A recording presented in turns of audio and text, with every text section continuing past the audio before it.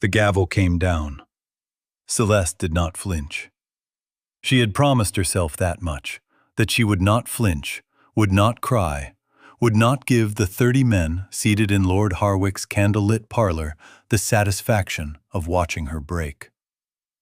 So she stood straight on the raised platform, her hands folded at her waist, her eyes fixed on a point just above the heads of the assembled gentlemen, and she breathed. In, out. In, out. As though this were ordinary, as though she were not being sold. The auctioneer, a thin man with ink-stained fingers and the detached efficiency of someone who had done this before, shuffled his papers and cleared his throat. Lot 4, female, 22 years, good health, educated. References available upon request. He paused, scanning the room over his spectacles. Opening bid stands at £50. £50. Her father had kept £50 in loose coin in the bottom drawer of his desk for household emergencies. She had seen it 100 times as a child, had once spilled it across the floor by accident, and spent an afternoon counting it back in. Laughing, her father laughing with her, the two of them on their knees together on the study rug. £50. That was what she was worth to this room. A hand went up near the window, then another by the door. The numbers climbed, 60, 70, 80. And Celeste kept her eyes fixed above their heads and thought about her father's laugh, about the study rug, about anything that was not this room and these men, and the auctioneer's flat, efficient voice calling her Lot 4. She did not look at Lord Ashton Beaumont. She could feel him, though, seated in the front row, his legs crossed, his expression carrying the particular species of satisfaction she had learned to recognize over 4 years. The satisfaction of a man who had arranged things precisely to his liking. He had dressed her for this, had sent his own lady's maid to Celeste's room that morning with a burgundy gown and pearl eardrops, and instructions to make her presentable. She had understood, standing before the mirror while the maid pinned her hair, that this was his final cruelty, dressing her beautifully for her own sale, making her look like something worth bidding on. He had always had a talent for cruelty that wore the face of generosity. 120, said a voice near the back. The room shifted, not dramatically, just a fraction, a collective small adjustment, the way 30 men in a confined space move when something unexpected enters it. Several heads turned. The auctioneer looked up from his papers. Celeste did not turn. She kept her eyes fixed on that point above the crowd and breathed. 150, said the same voice. It was low, unhurried. The voice of a man who had never once in his life needed to raise it to be heard.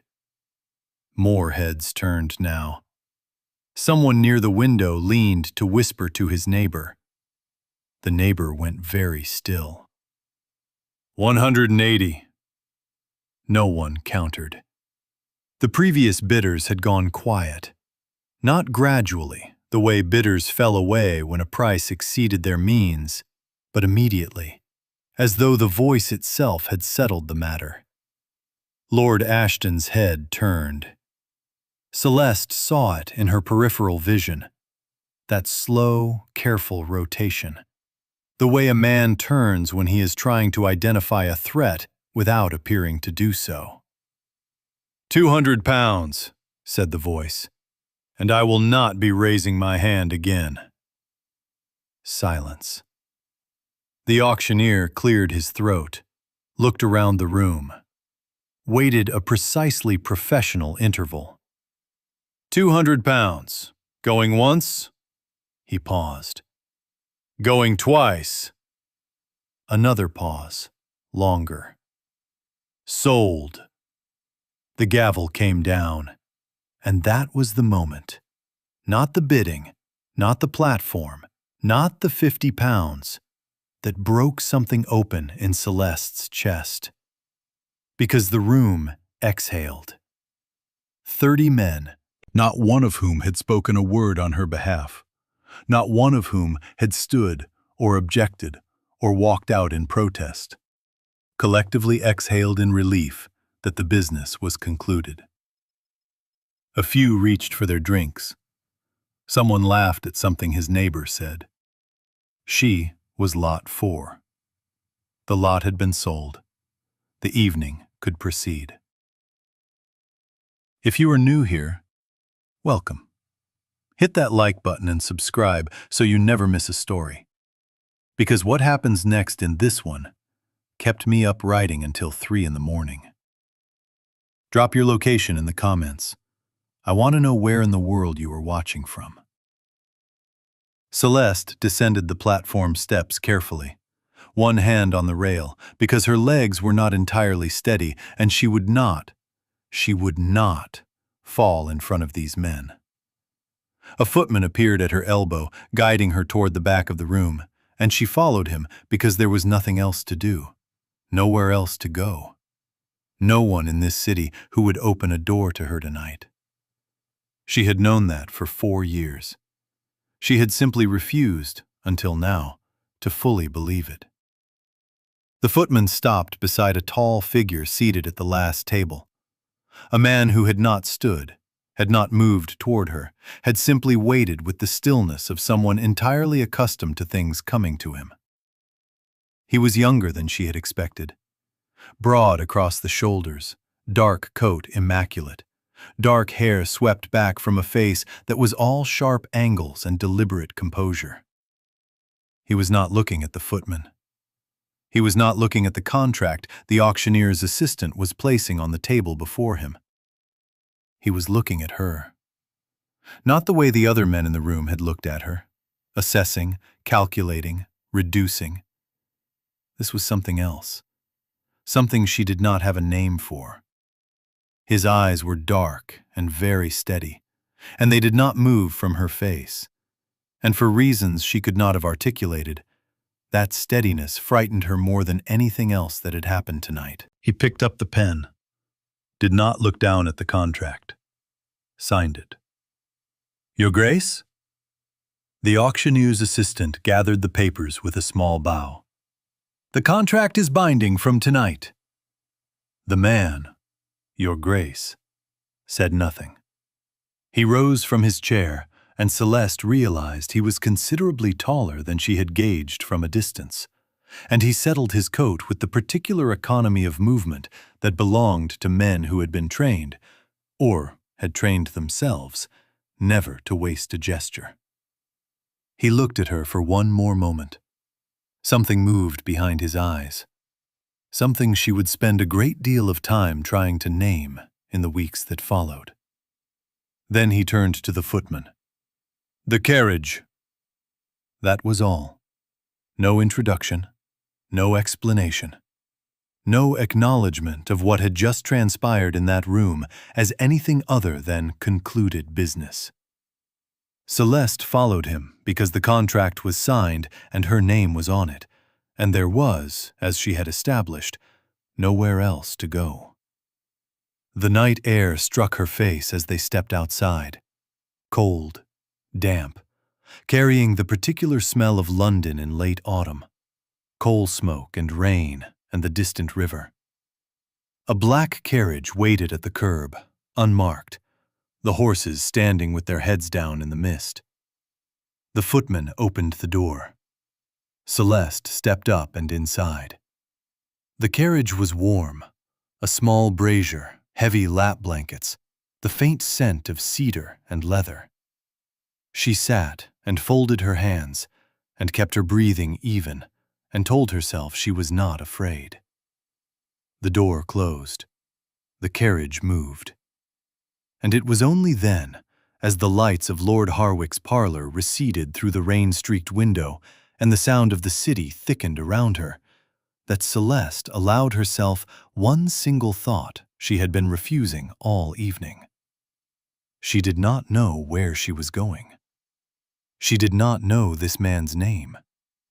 And he had signed that contract without reading a single word of it, as though he had already known exactly what it said. Blackmore Estate rose out of the darkness like a held breath. Celeste saw it first as lights, a dozen of them, maybe more, scattered across a facade so wide it seemed to absorb the surrounding night rather than simply occupy it. Then, as the carriage rolled through iron gates and up a gravel drive lined with bare November elms, the house assembled itself in the pale moonlight. Stone, 4 stories, wings extending east and west like arms spread wide, not in welcome, but in possession. This was not a house that invited, it commanded. The carriage stopped. A footman opened the door before the wheels had fully stilled. Edmund Cavendish, she had learned his name from the footman during the journey north, extracted it in 2 careful questions that the man had answered with the wariness of someone accustomed to people asking about his employer, stepped out first. He did not offer his hand. He walked directly toward the entrance, and Celeste understood that she was expected to follow, so she did, her slippers crunching on gravel still damp from afternoon rain, her breath misting in the cold air.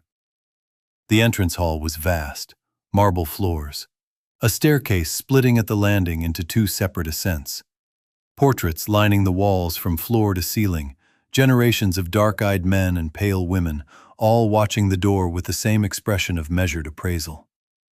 Candles everywhere, hundreds of them, their light catching the crystal of the chandelier overhead and scattering it in fragments across the stone. A woman was waiting at the foot of the stairs, 60 perhaps, small and broad-shouldered, with iron-gray hair pinned severely beneath a white cap, and the bearing of someone who had run this household for long enough that the household had learned to run itself around her. "Mrs. Holt," Edmund stopped before her. "Your Grace." She dipped her chin, not quite a curtsy, more an acknowledgement between 2 people who understood each other's standing precisely. Then her eyes moved to Celeste, and something shifted in them. Not pity, something more careful than that. Recognition, perhaps, of the kind that passed between women who understood what it cost to stand upright in rooms where you were not wanted. "Miss Beaumont will have the East Wing suite," Edmund said. "She is not staff." Mrs. Holt's expression did not change. "Very good, Your Grace." And then Edmund Cavendish walked away. Up the stairs, to the right, without another word, without looking back, the sound of his boot heels diminishing down a corridor, until silence returned and Celeste was left standing in the entrance hall with Mrs. Holt and 30 years of portraits watching her. "Come," said Mrs. Holt, not unkindly. Celeste followed. Now, it is important to understand what it meant in 1847 for a woman in Celeste's position to find herself in a house like Blackmore. Coverture law, the legal doctrine that had governed English marriage and womanhood for centuries, dictated that a woman had no independent legal existence. She could not hold property, could not enter contracts in her own name, could not keep her own wages. When Lord Ashton Beaumont had sold her indenture that evening, he had done so under a legal framework that permitted it entirely. She was, in the language of the law, an extension of her guardian's will. The contract Edmund Cavendish had signed was binding, enforceable, and entirely legitimate. She had no recourse, no appeal, no one to write to who would write back. This was not cruelty. This was simply the architecture of her world. Understanding this is understanding everything about the choices Celeste would make, and the ones she would not allow herself to make in the weeks that followed. The East Wing suite was warmer than anything Celeste had slept in 4 years. a fire already burning. Fresh flowers on the dressing table, white roses, which she had not mentioned to anyone, had never mentioned to anyone, because who would she have told? She stood in the center of the room and looked at the roses, and did not let herself think about what it meant that they were there. She would think about it later, when she was stronger. Mrs. Holt showed her the wardrobe, dresses already hanging in her size, colors she would have chosen herself. Celeste kept her face very still. "Supper will come up at 9, Mrs. Holt said. His Grace takes his meals alone. You are not expected to join him unless requested." She paused at the door. "Do you have questions, Miss Beaumont?" Celeste had approximately 40 questions. She asked the one that mattered most. "What am I here for, Mrs. Holt? What does he want from me?" The older woman was quiet for a moment. "I have worked for the Duke of Blackmore for 11 years, she said finally. "In that time, I have seen him do a great many things I did not immediately understand." She looked at Celeste steadily. "I have never, in 11 years, seen him bring anyone into this house the way he has brought you." She paused again. "Sleep, Miss Beaumont. You will need your strength." The door closed. Celeste sat on the edge of the bed, still in her borrowed burgundy gown, and stared at the white roses on the dressing table. 3 days later, a letter arrived from Lord Ashton Beaumont. The handwriting was his. She would have known it in darkness. She opened it because she could not make herself not. It was 2 paragraphs, cheerful, inquiring after her comfort, her health, her settling in. Hoping she was finding Blackmore to her satisfaction. Expressing his continuing affection and concern for her welfare. His hope that she understood the difficult position he had found himself in. His certainty that this arrangement was truly for the best. She read it twice, folded it, placed it on the writing desk. Then she went to the window and looked out at the gray November lawns stretching toward a tree line she could not see the end of. And she breathed very carefully, in and out, and did not allow herself to feel anything at all. Downstairs, she did not know it, Edmund Cavendish was standing in the corridor outside his study, perfectly still, with a second letter in his hand. His own copy of the estate inventory, every item sold from her father's house, annotated in Ashton's handwriting, every pound accounted for. He had been waiting for this document for 6 months. He read it once, from beginning to end, without expression. Then he folded it and placed it in his breast pocket.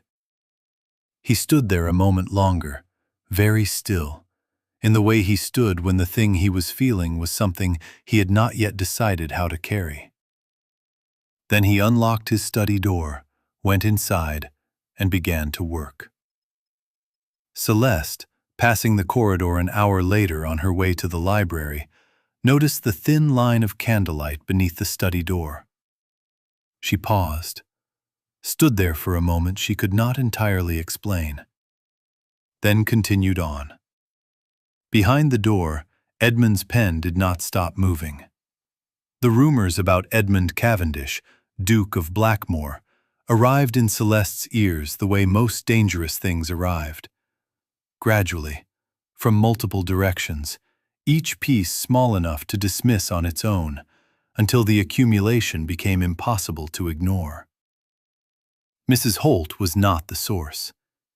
The older woman spoke of her employer with the careful neutrality of someone who had made a deliberate choice, long ago, to separate what she knew from what she was willing to repeat. It was the younger maids who talked, in the linen corridor, in the kitchen passage, in the brief, unguarded moments between tasks when they forgot Celeste was near enough to hear.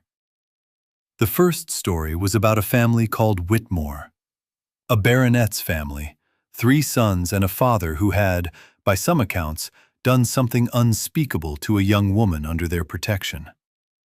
By other accounts, they had simply made the mistake of publicly insulting Edmund Cavendish at a parliamentary dinner. Either way, within 8 months of the incident, all 4 men had been financially ruined, socially excised from every club and drawing room in London, and the eldest son had fled to the continent. Nobody discussed the specifics of how. They discussed only the outcome and the speed and the completeness of it.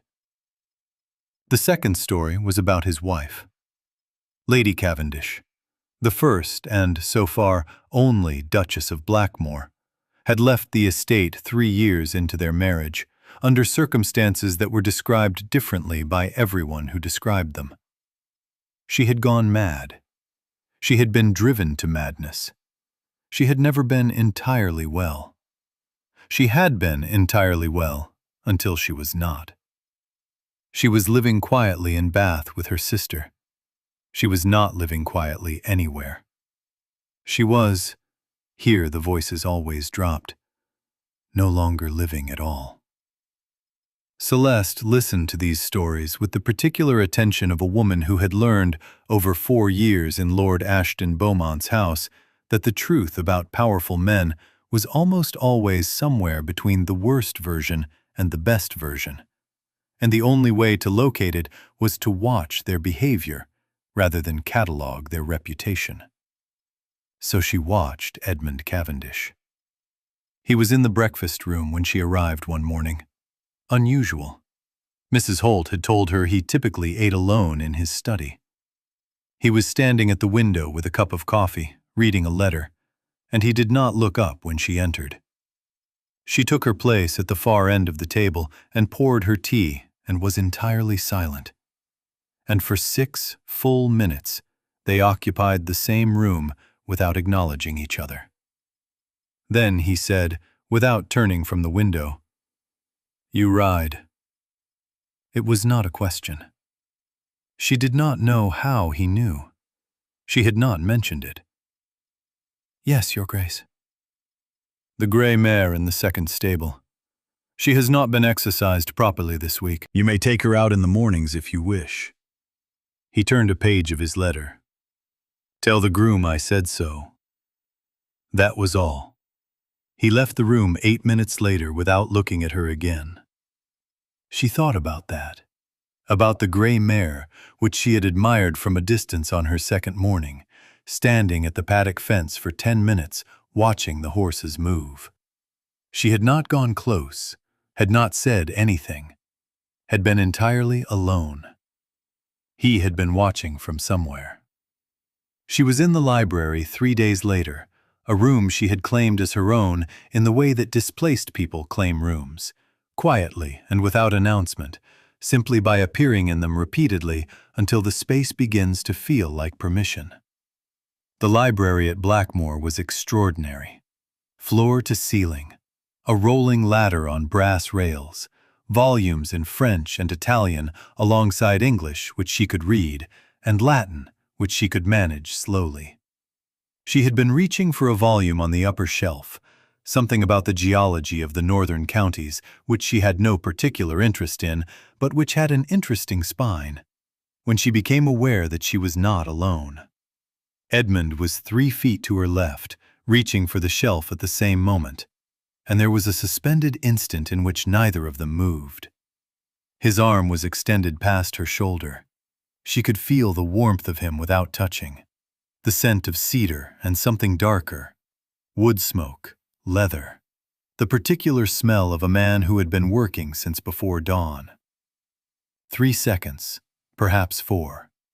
Then he took the volume he had come for. She noticed it was a book of maps, which she would think about later, and stepped back, and the moment dissolved as though it had not happened. "Miss Beaumont." He inclined his head, the most minimal acknowledgement.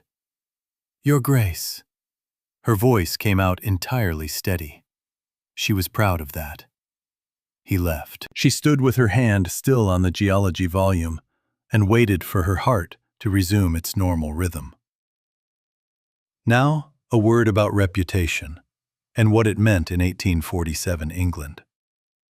In a world without newspapers dedicated to the private lives of the aristocracy, or rather, in a world where such information moved entirely by word of mouth, by letter, by the whispered confidence passed between women behind their fans at balls, a man's reputation was not merely social currency. It was armor, and it was weapon, and it was prison. Edmund Cavendish had cultivated his reputation the way a general cultivates terrain, deliberately, precisely, with full understanding of what it would cost him and what it would buy him. The rumors that surrounded him were not accidents.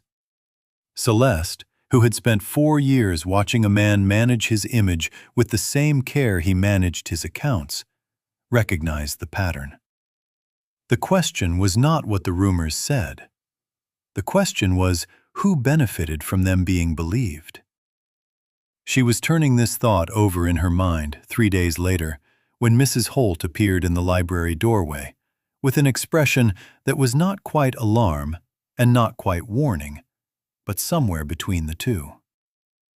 "Lord Ashton Beaumont has arrived, Miss Beaumont," she said. "He is asking to see you." Something cold moved through Celeste's chest. "He is in the blue drawing room," Mrs. Holt continued. "His Grace has been informed." Celeste set her book down, smoothed her skirts, breathed. "Thank you, Mrs. Holt." She walked to the blue drawing room with her chin level and her hands still, and she told herself she was not afraid, and she almost believed it. Lord Ashton Beaumont had the kind of face that aged well, because it had never fully committed to any particular expression. 53 years old, silver at his temples, a figure still trim enough that his tailor could flatter him without effort. He stood when Celeste entered the blue drawing room and smiled with the practiced warmth of a man who had made a lifelong study of appearing trustworthy. "My dear Celeste," he extended both hands. She did not take them. She stopped 3 feet from him, hands clasped at her waist, and waited. Something flickered across his face, quickly gone. "You look well," he said, recovering smoothly. "Blackmore evidently agrees with you." "Lord Ashton," her voice was even, "you did not write to say you were coming." "Ah, no. Forgive me. I found myself in the county on other business and thought, well, I thought I ought to see for myself that you were comfortable, that you lacked for nothing." He settled back into his chair, crossing his legs with the ease of a man who considers any room he occupies his own by right. "And are you? Comfortable?" "Why are you here?" The smile again, smaller this time and with less warmth behind it. "I have told you.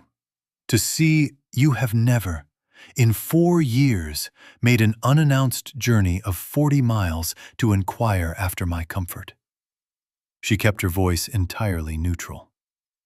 "You are here because something has alarmed you. What is it?" Ashton was quiet for a moment.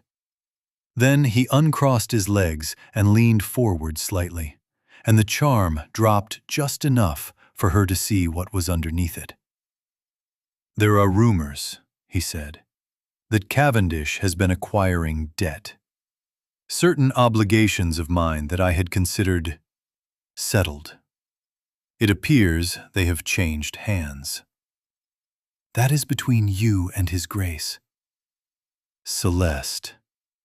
He said her name the way he always had when he wanted something, softly, with that particular note of injured paternal feeling that had taken her years to recognize as performance.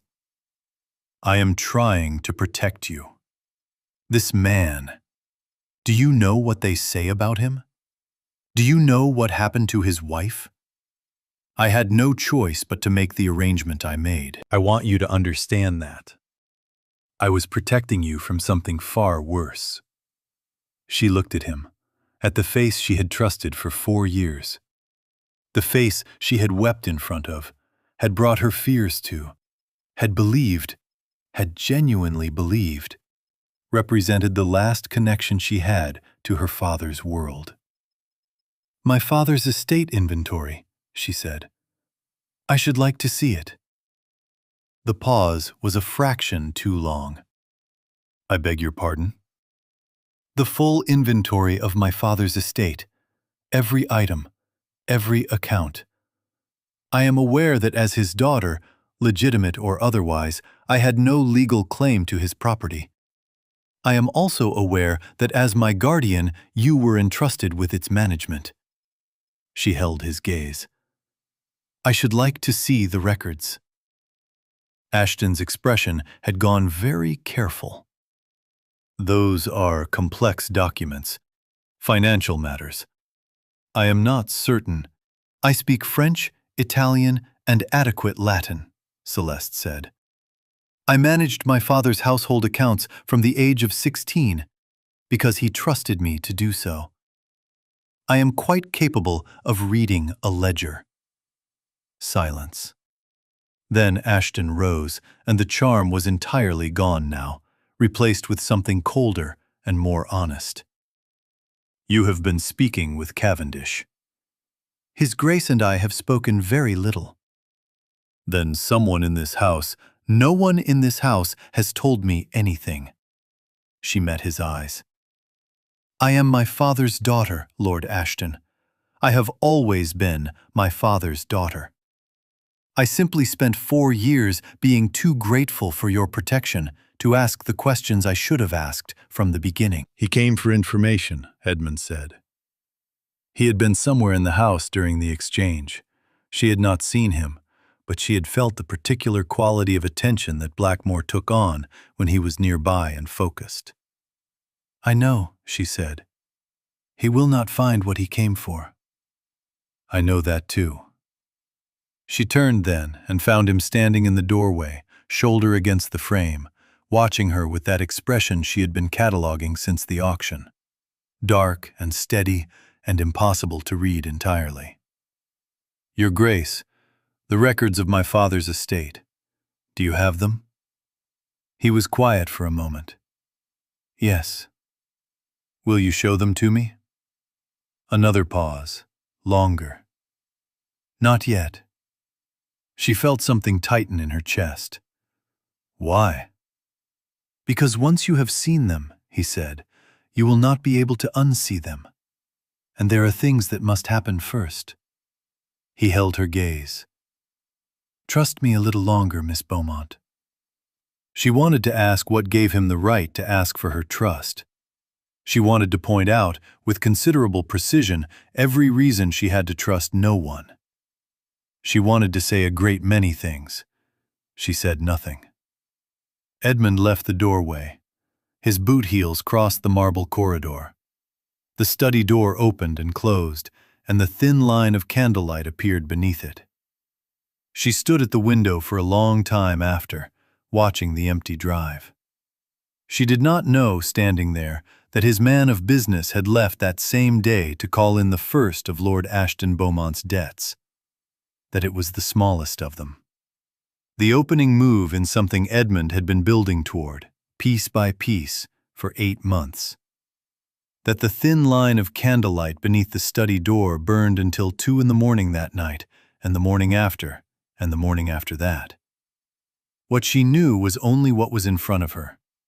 The empty drive, the bare elms, the cold November sky pressing down on Blackmore's stone walls, and the white roses on her dressing table, replaced, she had noticed, with fresh ones that morning, without explanation, without any acknowledgement at all, as though whoever had ordered them understood her well enough to know she would not ask. She broke on a Tuesday. Not dramatically, not with tears or raised voices, or any of the outward performances that the novels she had read described. She broke the way structural things break, quietly, internally, with a sound no one else could hear, somewhere deep in the architecture of herself that had been under strain for a very long time. It began with a small thing. It was always small things. She had been sorting through the few personal items she had brought from Ashton's house: a hairbrush, 3 books, a small watercolor of the Suffolk countryside that had hung in her childhood bedroom. She unwrapped the watercolor from the cloth she had packed it in, and she saw the corner was damaged. A water stain, brown and spreading, across the lower left. The corner that held the meadow, the particular shade of yellow-green she had loved as a child, that had always reminded her of her father's voice saying her name. She stared at the stain. Then she sat down on the floor, still in her dressing gown, and did not move. Mrs. Holt found her 40 minutes later. The older woman stopped in the doorway, took in the watercolor, the floor, Celeste's face, and did not say anything useful or well-meaning or brisk. She simply crossed the room, lowered herself to the floor with the careful movement of a woman whose knees protested stairs, and sat beside her. They were quiet for a long time. "I believed him," Celeste said finally. Her voice was entirely steady. That frightened her more than if it had broken. "For 4 years, I believed that he was protecting me, that he was the last thing I had of my father." She stopped. "My mother's jewels. He told me they had been lost in the settlement of the estate. He told me there was nothing to be done." She pressed her fingers against the watercolor's frame. "I accepted that. Because what was the alternative? That he was lying? That the man my father trusted with my life was simply lying? It was easier to accept the loss." Mrs. Holt said nothing. "I am very tired of accepting losses," Celeste said. "Yes," said Mrs. Holt. "I imagine you are." They sat there a while longer. Outside, the November wind moved through the elms with a sound like pages turning. Now, in 1847 England, illegitimacy was not merely a social stigma. It was a legal state with precise and devastating consequences. A child born outside marriage had no right to inherit, no claim upon a father's estate, no legal identity attached to paternal lineage. Celeste Beaumont was the daughter of the late Earl of Beaumont by a woman he had loved but not married. A woman who had died when Celeste was 4 years old, leaving behind a child who existed, in the eyes of the law, only as an inconvenience to the legitimate heirs. That the Earl had chosen to raise her, educate her, leave instructions for her care, all of this carried precisely no legal weight whatsoever. Lord Ashton Beaumont had been appointed guardian not by any affection or obligation, but by a provision in the Earl's will that the courts had honored because there was no other arrangement. In a world where her options were the workhouse, domestic service, or the mercy of a guardian who turned out to have none, she had lasted 4 years on sheer force of will and the refusal to let herself understand how alone she truly was. Until now. She was in the garden an hour later. She had not planned to go there, had simply found herself outside, walking, because the walls of the house had begun to press against her, and movement was the only thing she had that resembled control. She heard footsteps on the gravel path behind her. She knew them. Edmund appeared at her left side. He did not speak, did not look at her, simply fell into step beside her, as though this were an arrangement they had made. As though walking this path together at this time were entirely ordinary. They walked. The garden was formal, clipped hedges, dormant rose beds, stone urns standing along the terrace wall like sentinels.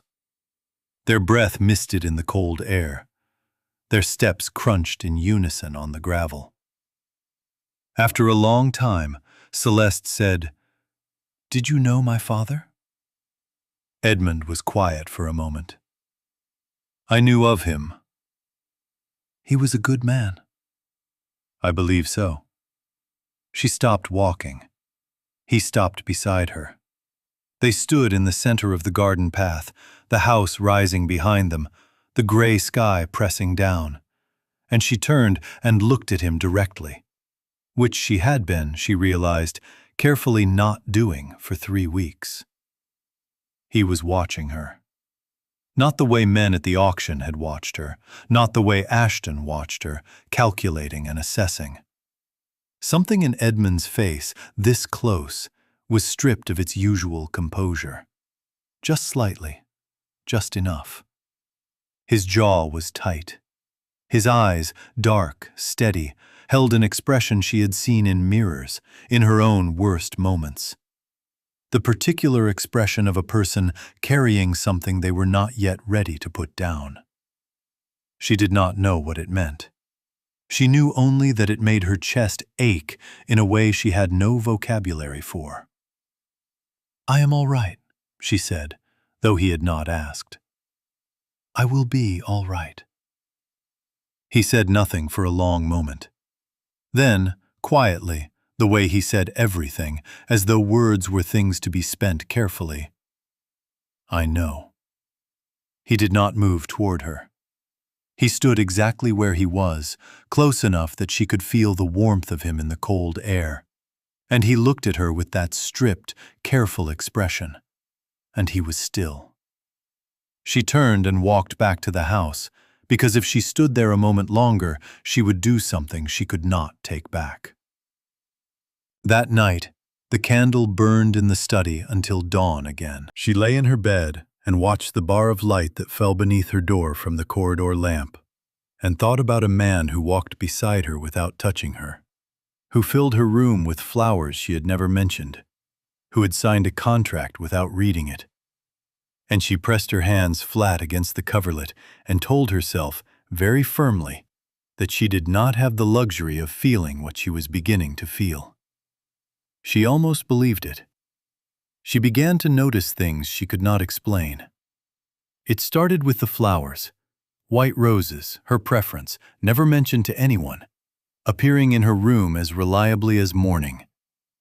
Then there was the book she had mentioned wanting to read, in passing, to Mrs. Holt.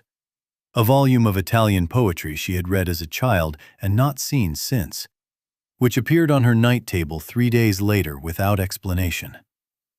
Then the matter of the gray mare. The groom had told her, when she inquired, that instructions had been given to exercise the horse only in the morning, at the hours she typically rode, so that Celeste would have the choice of her. She had not asked for this. She had mentioned once in the breakfast room that she preferred mornings. He had been paying attention. Not incidentally. Not in the way that a conscientious host attended to the preferences of a guest. This was something more deliberate, more precise. The attention of a man who had been cataloging her without her knowledge, and had been doing it long enough to know details she had not yet shared. She brought it to him directly. It was a Wednesday. She had noted, somewhere in her mind, that their most honest exchanges seemed to happen in the middle of the week, when the house was quietest and the routine of the estate had settled into itself. She found him in the corridor outside the study, reviewing a document with his secretary. And she waited. And when the secretary had been dismissed, she said, without preamble, "You know things about me that I have not told you." Edmund looked at her, set the remaining papers against his side. "The flowers," she said. "The book. The mare. You knew my preference for morning riding before I mentioned it. You knew what I liked before I arrived here." She held his gaze. "How?" He was quiet for a moment that stretched precisely long enough to tell her the answer was not simple. "Miss Beaumont, do not." She said it quietly but very firmly. "Do not manage me. Do not give me the version of the answer you have decided I can hear. Give me the truth." Something shifted in his expression. She had seen it before. That fractional lowering of the composure, the thing beneath showing itself for just a moment. His jaw tightened. He looked at her the way he sometimes looked at her in the garden, stripped of performance. "I knew your father," he said at last. "Knew of him. I was aware of your situation before the auction." He stopped. "I have been aware of it for some time." "How long?" A pause. 3 years. She stared at him. The corridor was very quiet. Somewhere below them a door opened and closed, and the sound of it faded. 3 years, she repeated. "Yes." "You knew what Ashton was doing." He did not look away. "I knew what he was doing." The question that came next cost her something. She felt it leave her like a stone falling from a height. "And you did not act." Edmund's breath came out slowly. "I acted when I could act effectively, not before." He held her gaze. "I will explain it fully, when the time comes. I am asking you to trust." "You keep asking me to trust you," Celeste said. The steadiness in her voice frightened her again. "You ask me to trust you with no basis for it, no explanation, no—" She stopped, pressed her hands together, breathed. "You are a man with a notorious reputation who bought me at auction, who admits to having watched my situation for 3 years without intervention, who holds my legal indenture, and who tells me the truth only in pieces, and only when I press you for it." She looked at him directly. "You must understand why I find trust difficult." He was perfectly still. "Yes," he said. "I understand exactly why." They stood in the corridor, 2 feet apart, and the weight of everything unsaid between them was enormous. His eyes were on her face. She felt it the way she felt warmth or cold, a physical awareness spreading. "I do not believe the rumors about you," she said, finally. "I want you to know that." She held his gaze. "I watch behavior, not reputation. And your behavior, in this house, with me, it does not match what they say you are." She paused. "But I need the truth, the whole of it, not the piece you have decided I am ready for. The whole of it." He looked at her for a long moment.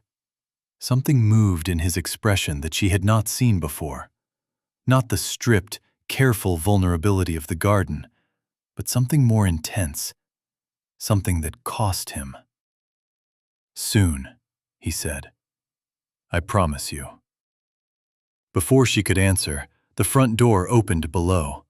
A footman's voice, an announcement. Edmund's attention pulled toward the sound, and his expression closed again, that composure returning like a visor dropping. He looked back at her once, just once. Then he moved toward the stairs, and Celeste stood in the corridor and breathed. A letter arrived that evening from Lord Ashton Beaumont. Not to Celeste. His man of business delivered it directly to Edmund's secretary, who brought it to the study. Celeste did not know its contents.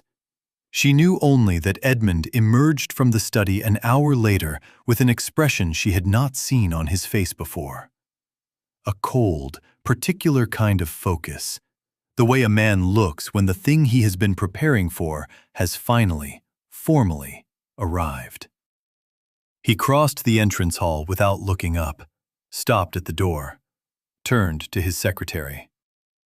"Find Hargreaves," he said. "Tell him I need 3 words." The secretary wrote it down. Edmund went back into the study and closed the door.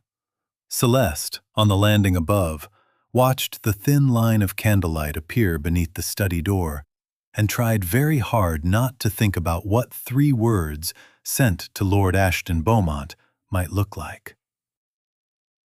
Edmund left for London on a Thursday. Parliamentary business, Mrs. Holt said.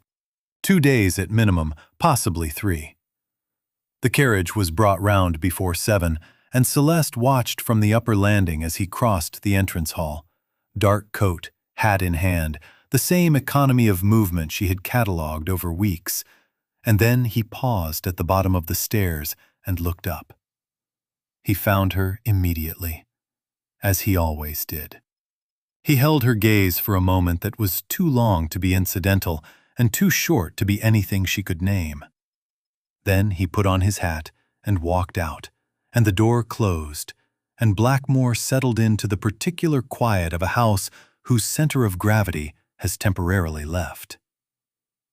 She did not intend to go to the study. She genuinely did not.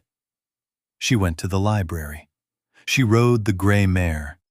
She sat with Mrs. Holt over afternoon tea and talked about small, ordinary things. She ate her supper alone in the dining room and read 20 pages of the Italian poetry volume and told herself she was perfectly content. Then she went to bed and lay there for an hour and got up. The corridor was dark except for the lamp she carried. The house was entirely still. The servants long retired, the fires banked, only the wind moving outside against the stone. She walked the eastern corridor and told herself she was going to the library again. She told herself this until she was standing outside the study door. It was unlocked. She put her hand on the handle for a long moment. Then she opened it. The study was everything she had imagined and nothing she had expected. Shelves from floor to ceiling on 3 walls, not disordered, but lived in. The kind of disorder that meant real use rather than display. Maps pinned above the desk. A ledger open on the side table. The smell of the room was cedar and ink and something that was simply him, and it sat in her chest in a way she refused to examine. She did not mean to go to the desk. She went to the desk. It was large, dark mahogany, entirely clear of clutter except for a leather blotter, a standish, a stack of correspondence. And on the right-hand corner, set back slightly as though placed there habitually rather than deliberately, a rosewood box. Small. The brass lock worn from repeated handling. The kind of wear that meant it was opened and closed often, not forgotten. She stood in front of it for a full minute. The key was under the blotter. She found it without searching, as though she had been directed. It was small and brass and warm from the room. She unlocked the box. Letters. A sheaf of them, tied in 2 separate bundles, the paper yellowed at the edges, the handwriting. She recognized it immediately. She had seen it on the document Edmund had signed at the auction, had watched the same hand hold a pen. His. All of them his. She lifted the first bundle, untied it with hands that were entirely steady and a heartbeat that was not. The earliest letter was dated the 14th of March, 1844. 3 years ago. 4 months after her father's death. She read. It was not what she expected. There was no declaration, no effusion. Edmund Cavendish, apparently, did not write in effusions. The letter was precise, observational. He had written about her as a person who interested him, in the way that complicated, difficult, remarkable things interested him.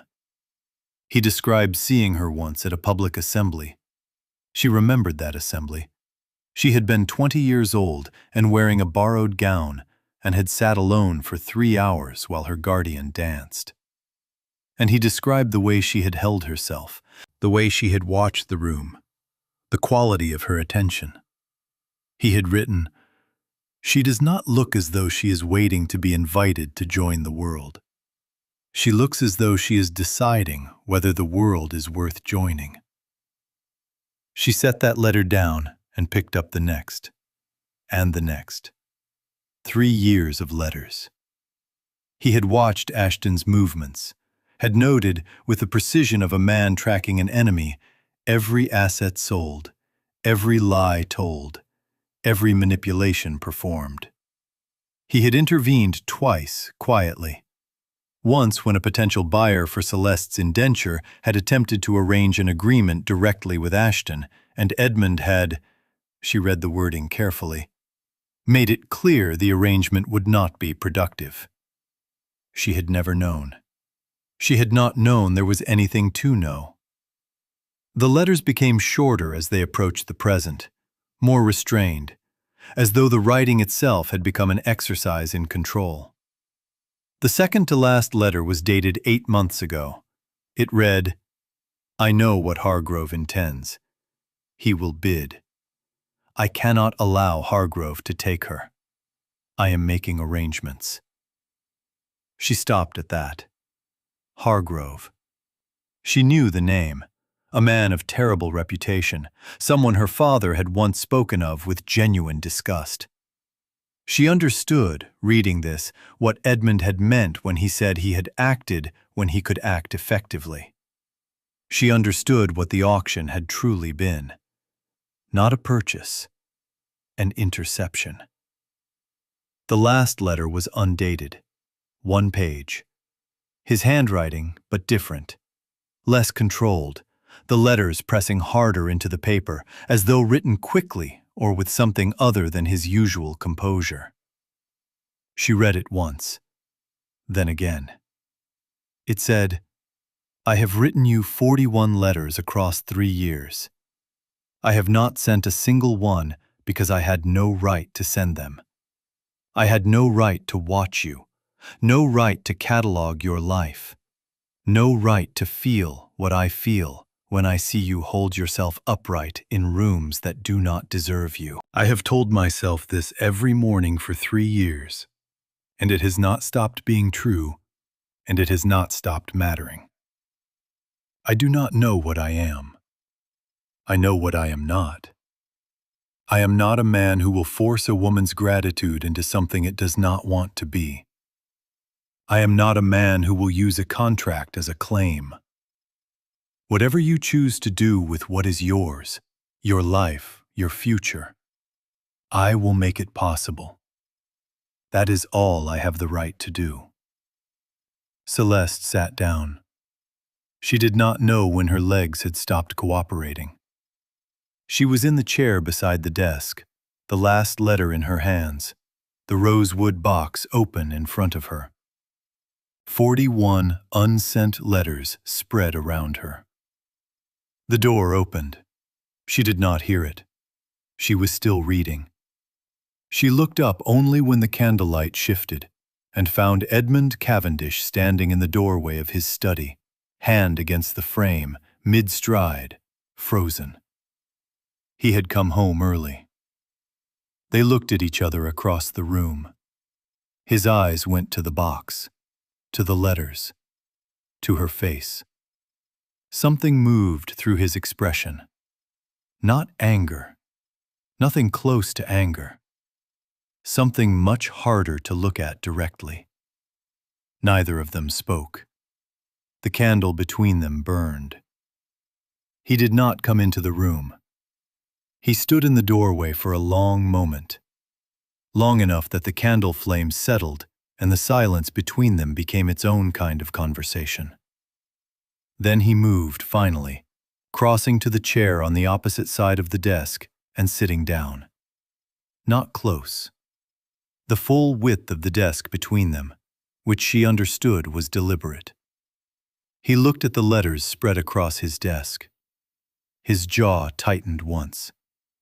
Then he looked at her. "Which one are you holding?" he said. She looked down at the paper in her hands. "The last one." He nodded, very slightly, as though this was information he had already calculated. He was quiet for a moment. Then, "Ask me what you want to ask me." "Hargrove," she said. "Tell me who he is." Edmund was still for a moment. "A man who has held indentures before. 3 of them in the last 6 years. Young women in circumstances similar to yours." He held her gaze. None of them emerged from those arrangements intact. Cold moved through her. She pressed it down. "You knew he would bid." "I knew he would bid. I made certain to be there before him." He paused.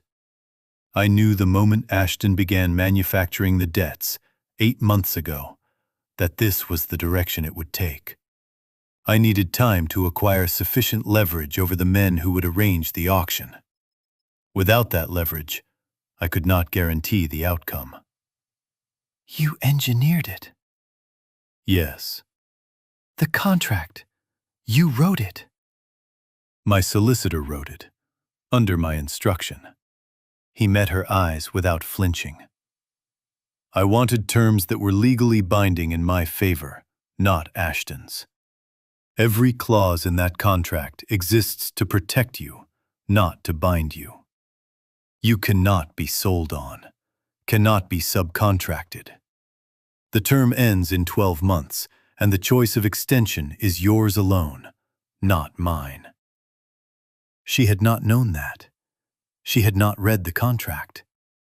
It occurred to her, with a kind of hollow clarity, that she had made the same mistake she had criticized Ashton for, had accepted a situation without reading its terms because she was too frightened to discover they were worse than she feared. "You should have told me this," she said. "Yes. No qualification, no defense. I should have." "Why didn't you?" His breath came out slowly. He looked at the desk for a moment, and something in his expression, that careful composure, shifted in the way she had begun to recognize. The thing beneath coming through. "Because I did not know how to tell you without telling you everything," he said. "And I did not know how to tell you everything without changing what was already very complicated between us." She was quiet. "The letters," he said, "were never meant to be found. They were an exercise in restraint." He looked at her. "I am not a man who speaks easily about interior things. I have never been that man.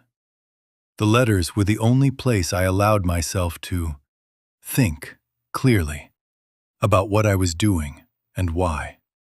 He paused. "I did not send them because you deserve to make choices without the weight of my, whatever it is I feel, pressing on them. Now, this is the moment to understand something about women's property rights in 1847 England. The Married Women's Property Act would not pass for another 30 years. Until then, a woman who entered marriage gave everything to her husband: her wages, her property, her legal identity, her children. A woman who chose not to marry retained slightly more freedom and significantly less security. For Celeste Beaumont, illegitimate, without inheritance, holding a 1-year contract to a man who admitted to feeling something complicated about her, the stakes of the next conversation were not romantic. They were existential. Every choice she made from this moment would be made inside that framework. Understanding this is understanding why what happened next mattered as much as it did. "Why did you never send them?" she asked. He looked at her steadily. "Because writing them was already more than I had the right to." The words landed exactly as they had on the page, exactly as she had read them, twice, in the chair by the desk. Somehow hearing them spoken was an entirely different thing. She set the last letter down carefully, smoothed it flat against the desk. Then the front door opened below. Voices. Edmund's secretary and another voice, Hargreaves, his man of business, the one who carried messages. Edmund stood, went to the door. The secretary appeared at the top of the stairs, pale and slightly breathless. "Your Grace, a rider from London. Lord Ashton Beaumont has filed with the courts a legal challenge to the indenture contract." He paused. "And there is something else." He held out a folded newspaper. Edmund took it, read. His expression did not change. He handed it to Celeste. She read. Society columns. Her name. The Duke of Blackmore's name. The insinuation was not subtle. The language was carefully constructed to stop just short of explicit accusation, while leaving no doubt about what was being implied. Miss Beaumont, illegitimate ward of Lord Ashton Beaumont, now residing at Blackmore Estate under the Duke's protection, described as his. The word used was companion. The same word London papers used for women who were not wives. Her name, in print, before all of society. She set the newspaper down. Her hands were perfectly still. Her chest felt like something had been removed from it. "He did this," she said. "Ashton did this." "Yes." "He will destroy my reputation to pressure you." She looked up. "And you will, what? You will settle with him? Pay him? Give him back whatever you have been taking from him to make this stop?" Edmund looked at her for a long moment. "No," he said. "Then what?" "I will destroy him," Edmund said. Simply, quietly, the way he said everything. Completely, publicly, in front of everyone who matters. His eyes held hers. "But I need you to trust me for a little longer." She looked at him, at this man who had written 41 letters and sent none of them, who had intercepted her at an auction and filled her room with flowers and walked beside her without touching her and told her the truth in pieces and asked her repeatedly for the one thing she had the least of to give. "How long?" she said. 4 days. She held his gaze. Then she nodded once and left the study and walked to her room and sat on the edge of her bed in the dark and breathed. 4 days. She watched him work. Not directly. Edmund Cavendish did not work in ways that could be directly observed. He worked through correspondence and quiet instruction, through the men who arrived at Blackmore before dawn and left before the household rose, through documents that appeared on his desk and disappeared again within the hour. But she watched the effects of his work, and that was its own kind of instruction. Hargreaves came and went 4 times in 2 days. Each time he arrived, his expression carried the particular energy of a man executing a plan that was proceeding exactly as expected. Each time he left, Edmund stood at the study window for a moment, in the particular stillness of a man checking the positions on a map he had committed to memory. Ashton's solicitor arrived on the second morning. Small, nervous, with the manner of a man sent to negotiate a settlement he did not believe was achievable. He was shown into the blue drawing room. Edmund joined him. Celeste did not hear the exchange. She had not been invited to hear it, and she would not press.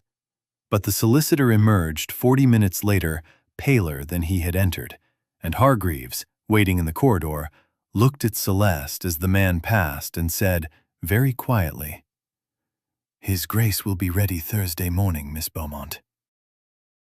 On the second afternoon, Mrs. Holt brought her a new dress. Deep green, silk, period-appropriate, and devastating in its simplicity.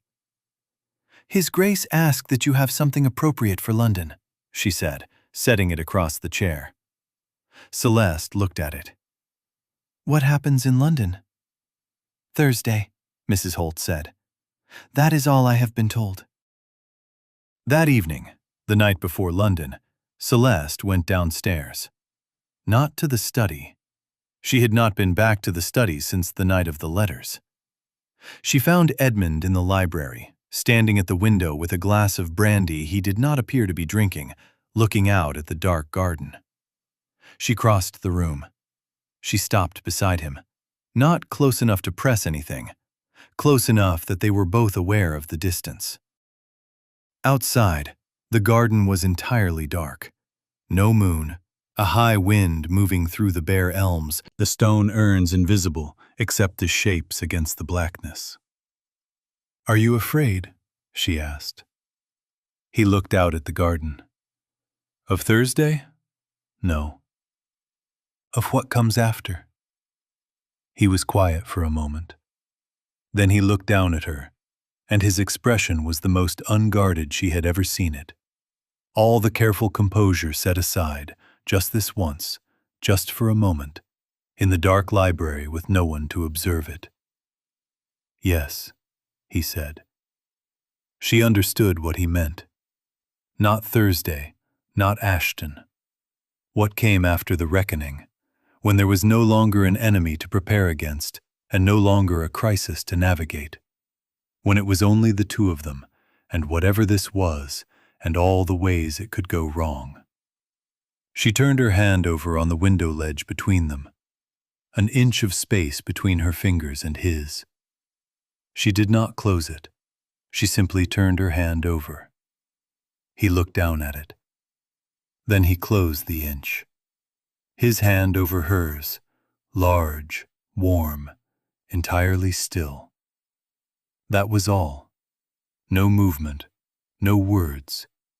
He simply held her hand in the dark library and looked out at the garden. And she stood beside him and breathed, and outside the elms moved in the wind. They stood there a long time. When she finally moved to leave, he did not stop her. But his hand tightened once, briefly, before releasing. Just enough that she felt it. Just enough that she carried it up the stairs and into sleep. The carriage was ready at 7 the next morning. Edmund was already in the entrance hall when she came down, dressed in black as always, his coat immaculate. He looked at her, the green dress, the way she had pinned her hair, and something moved in his expression that she had learned by now to recognize as the particular cost of his restraint. He offered his hand to help her into the carriage. She took it. They rode to London in the pale morning light, the countryside gray and frost-edged on either side, the city assembling itself slowly through the carriage window. Edmund reviewed documents for part of the journey. She read.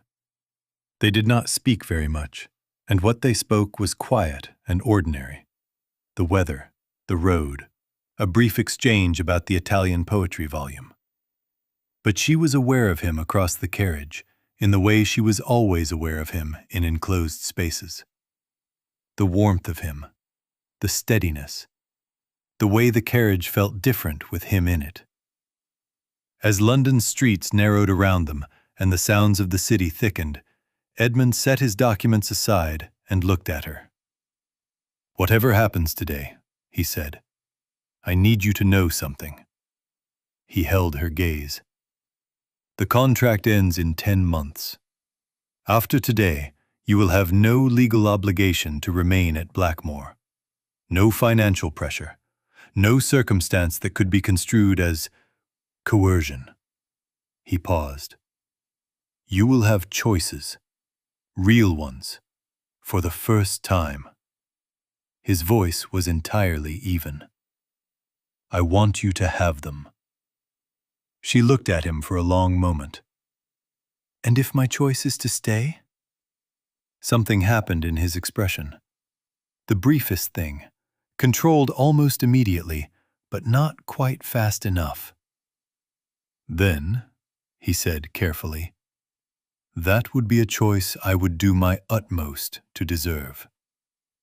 The carriage stopped. They had arrived. The gathering was at Whitmore Hall, which was, Celeste would learn later, a deliberate choice on Edmund's part. The same hall, the same walls, where the Whitmore family had once stood at the height of their influence before Edmund had taken it from them, quietly and completely, 3 years prior. The kind of detail that would mean nothing to most of the assembled company, and everything to the men who knew their history. 52 men. Lords, members of Parliament, men of finance and influence who had gathered, ostensibly, for a meeting of the Northern Counties Land Committee. Several of them had been at Lord Harwick's parlor on the night of the auction. They did not know that Edmund knew this. He had made it his business to know. Ashton arrived late, which was, Celeste suspected, also deliberate. The entrance of a man who expected to be negotiating from a position of strength.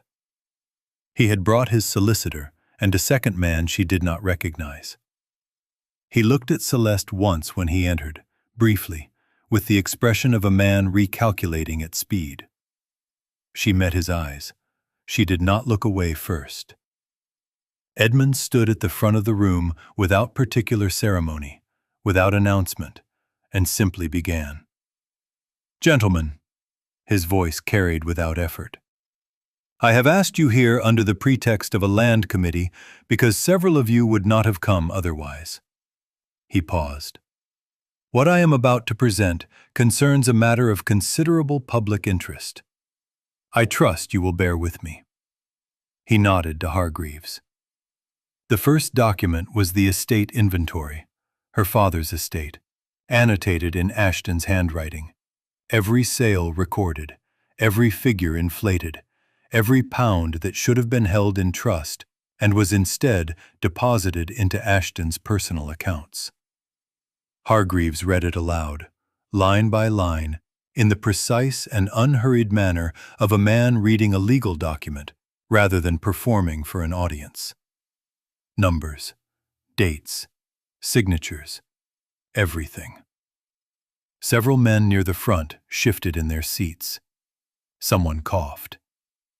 The second document was a letter from her father's solicitor, dating from before the Earl's death, establishing the terms of the trust Ashton had been appointed to manage, establishing precisely what he had been entrusted with and what he had done instead.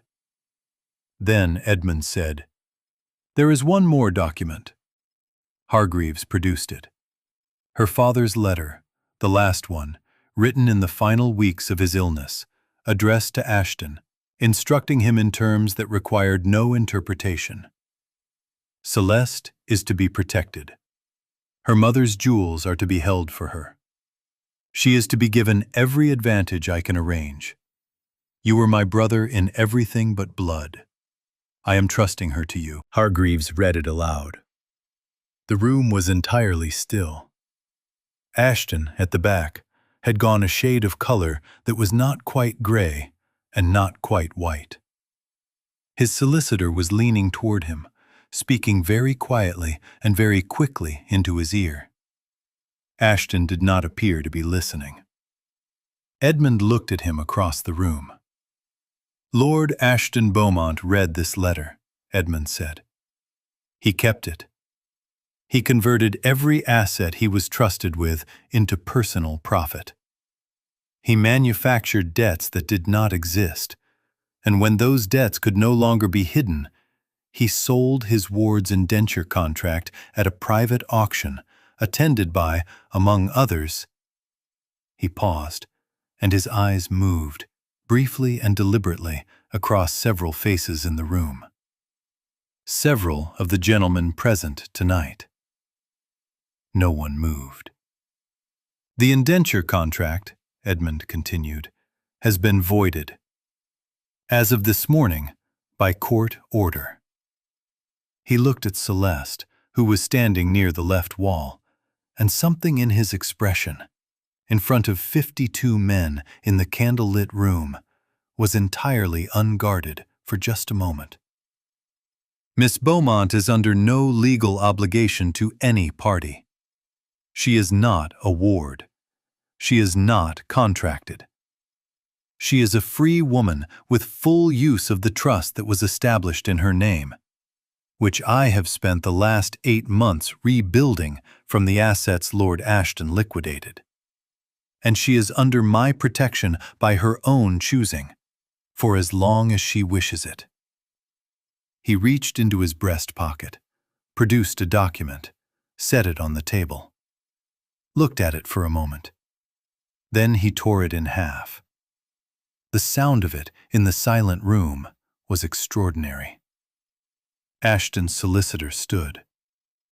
"Your Grace, the legal challenge has been withdrawn," Edmund said. "Lord Ashton withdrew it this morning in exchange for my agreement not to present these documents to the criminal courts." He paused. "I have decided, on reflection, not to honor that agreement." The solicitor sat down. Ashton, at the back of the room, stood very slowly. He looked at Celeste. Something moved across his face. It might have been shame, if shame was something he was capable of. Or it might simply have been the expression of a man who had finally run out of moves. He turned and walked out of the room, and nobody stopped him, and nobody spoke, and the door closed behind him. Edmund crossed to where Celeste was standing. He stopped in front of her, close, in front of 52 witnesses. "Are you all right?" he said, quietly, only for her. She thought about that, about the question, about what was underneath it, about everything the last weeks had built toward this moment. "Yes," she said, "I am." They rode home in the early evening, the carriage moving through the darkening countryside, London's lights fading behind them. She had the rosewood box on the seat beside her. Mrs. Holt had brought it to the carriage that morning, and Celeste had not asked how she knew, had simply held it in her lap for the first hour of the journey and then set it on the seat where she could see it.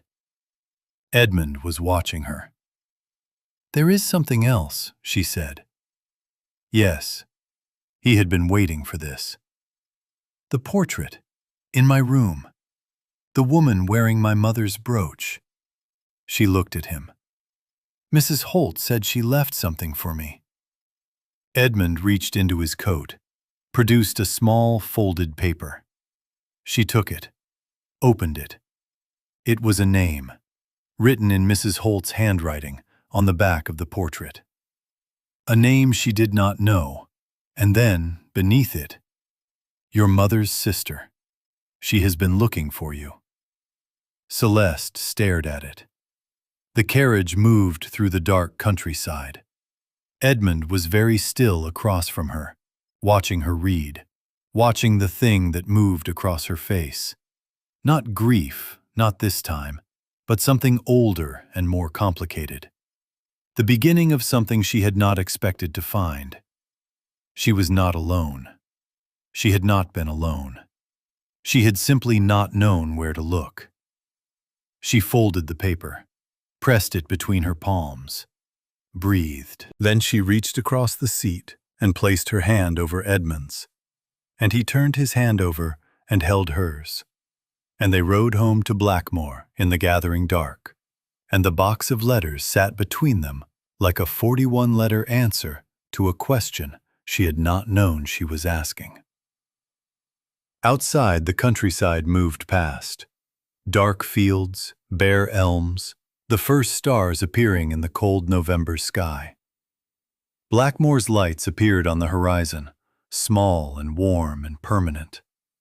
She looked at them, felt something that had been held tightly inside her chest for 4 years begin, quietly, to loosen. She was going home. Subscribe and turn on notifications not to miss our next story. Drop a comment and tell me the moment it clicked for you. when you knew exactly who Edmund really was. And share this story with someone who needs to see justice served completely.